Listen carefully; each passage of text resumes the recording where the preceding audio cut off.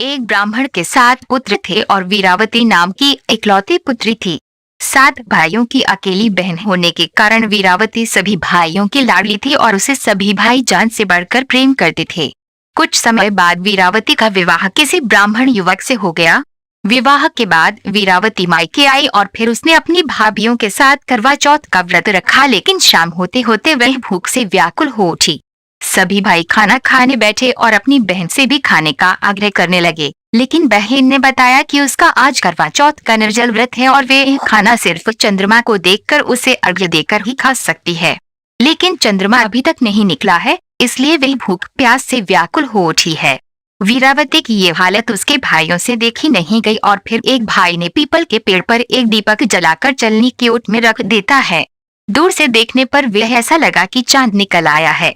फिर एक भाई ने आकर वीरावती को कहा कि चांद निकल आया है, तुम उसे अर्घ्य देने के बाद भोजन कर सकती हो। बहन खुशी के मारे सीढ़ियों पर चढ़कर चांद को देखा और उसे अर्घ्य देकर खाना खाने बैठ गई। उसने जैसे ही पहला टुकड़ा मुंह में डाला है तो उसे छींक आ गई। दूसरा टुकड़ा डाला तो उसमें बाल निकल आया। इसके बाद उसने जैसे ही तीसरा टुकड़ा मुंह में डालने की कोशिश की तो उसके पति की मृत्यु का समाचार उसे मिल गया। उसकी भाभी उसे सच्चाई से अवगत कराती है कि उसके साथ ऐसा क्यों हुआ। करवा चौथ का व्रत गलत तरीके से टूटने के कारण देवता उससे नाराज हो गए हैं।